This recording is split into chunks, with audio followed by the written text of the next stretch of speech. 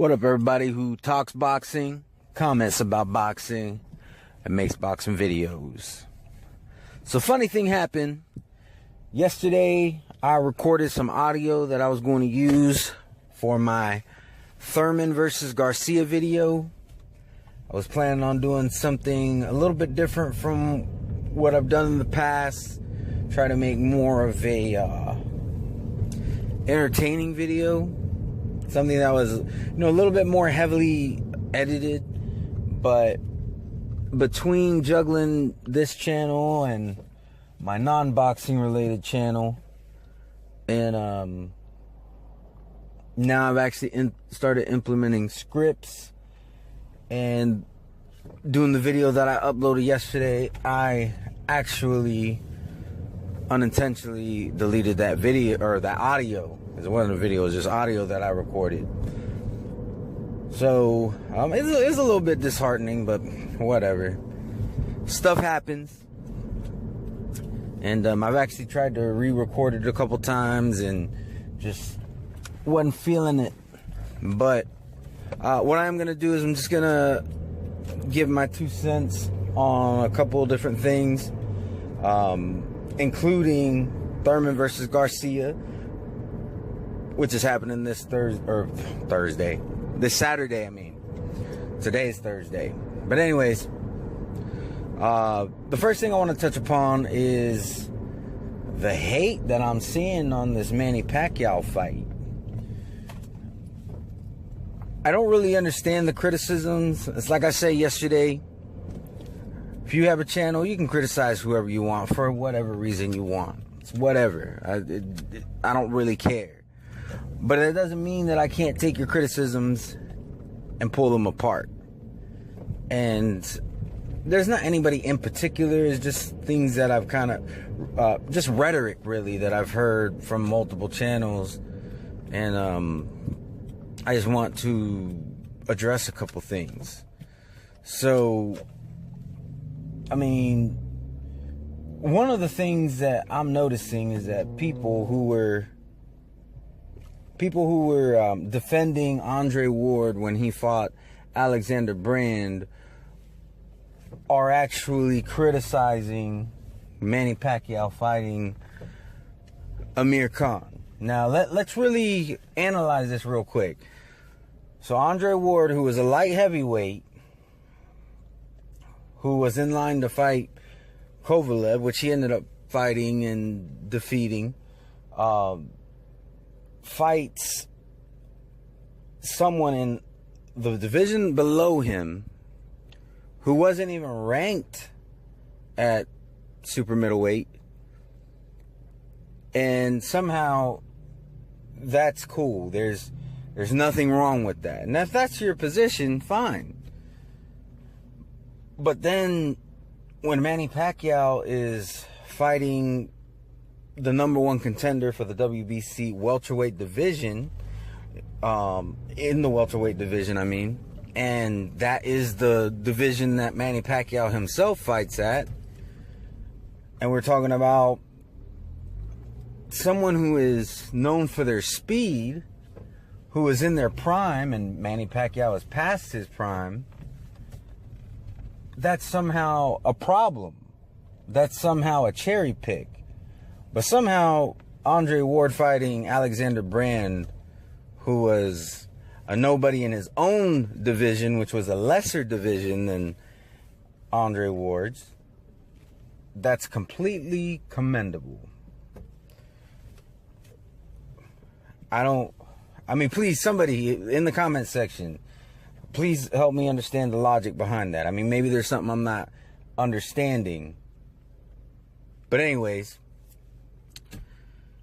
speaking of Andre Ward, I've been seeing a lot of talk about Andre Ward, and this is what I got to say about Andre Ward. If he's not going to fight Kovalev and he's going to retire, I'm not going to cry about it. I'm not going to bitch and moan. It doesn't really make a difference to me. The problem that I have with the situation at hand is that Andre Ward is taking his sweet time making the decision.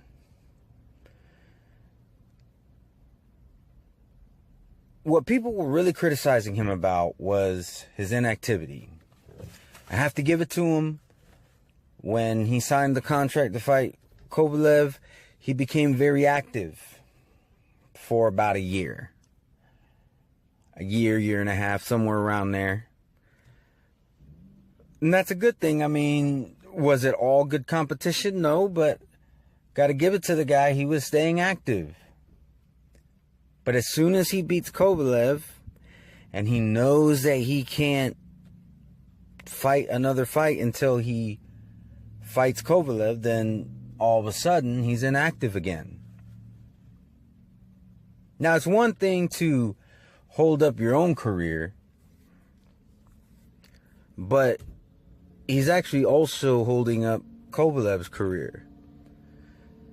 And the boxing fans are actually ready for the light heavyweight division to move forward. And I can't speak for all the boxing fans, but this is all I got to say. Andre Ward, we're ready to move forward.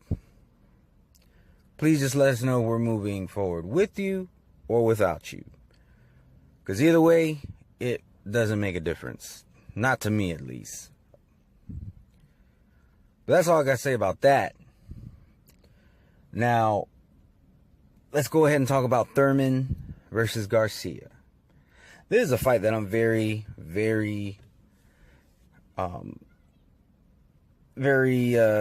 happy about. I'm looking forward to it. It's hard to believe that it's finally here. Last unification that there was in the welterweight division was what? If I'm not mistaken, when Manny Pacquiao fought Floyd Mayweather. And that wasn't even a real unification, simply because, nothing really became of it. Floyd Mayweather fought one more fight and then he vacated and he retired. So it was almost like that unification didn't even happen. I'm trying to think, because I'm thinking, yeah, no, that's pretty much it. I don't think there has been a unification since. So ever since Maypac, there has been no unifications in the welterweight division. So now we're finally getting one. And it's long overdue. I don't think Danny Garcia is very deserving of having the WBC title, but it is what it is. I'm really pulling for Thurman to win. Some concerns that I have about Thurman, however, is his inactivity. He hasn't fought since, August, I think, or it was March. March. I'm over here getting mixed up. May. It was May of last year that he fought Sean Porter. So that really worries me, because inactivity, it can really affect the fighter negatively. Danny Garcia has been a little bit more active, but not by much. The difference is Danny Garcia has been fighting, over the hill fighters and not looking very impressive against them, or some dude from Colombia that nobody's ever heard of and nobody cares to know of since he fought him. So, he's not really a whole lot better in that regard. But I'm really pulling for Keith Thurman. I do think that in order for him to win, he will either have to, either get a knockout, or B, I think he'll have to get at least 2 knockdowns. And that's the other concern. Keith Thurman has not knocked down anybody in recent memory. The closest thing we have is a stoppage on Luis Collazo, who couldn't see because he had a menstrual cycle breakout on his eye. So, it is what it is.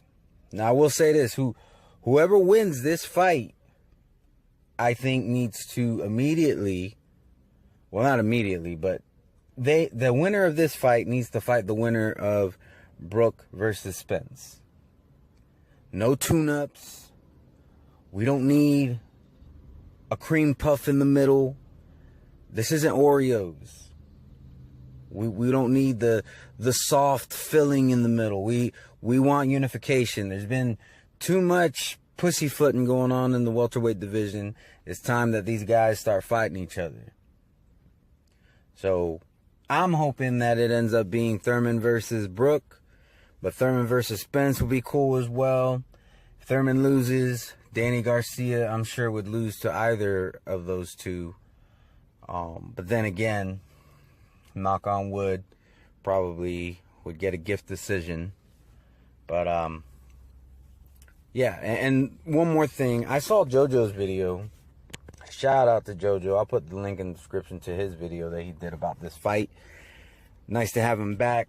I don't know if he's actually back, but anytime that JoJo uploads a video is a good time. But anyways, one of the things that he said that stuck out to me that I have to disagree with is that Danny Garcia hits harder than Sean Porter. Now, I disagree with it, but I'm not saying he's wrong, because truth be told, and this goes without saying, but I'm going to say it anyways, I've never been hit by Danny Garcia and Sean Porter. And even though I don't know JoJo personally, I'm pretty confident in saying I'm sure he hasn't been hit by either of them either. So what we have to say in regards to power is purely speculation. So I don't know what he's basing that statement off of, but the reason why I disagree with it is because they do have, Danny Garcia and Porter, that is, do have a common opponent in Paulie Malignaggi. And Porter fought Paulie Malignaggi first, meaning, I mean, he wasn't in his prime, but he wasn't as far past his prime as he was when he fought Danny Garcia. Sean Porter was able to knock out Paulie Malignaggi. Danny Garcia was not. Now, he did stop him, but if you watch that fight, and this is my opinion, he looked piss poor.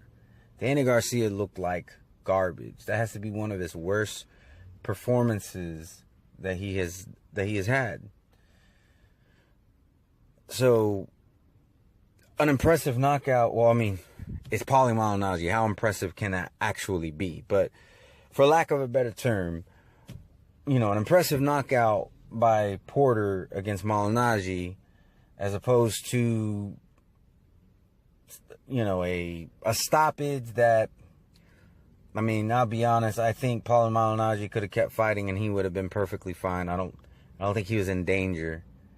You know, I just find it hard to believe that Danny has more power than Porter.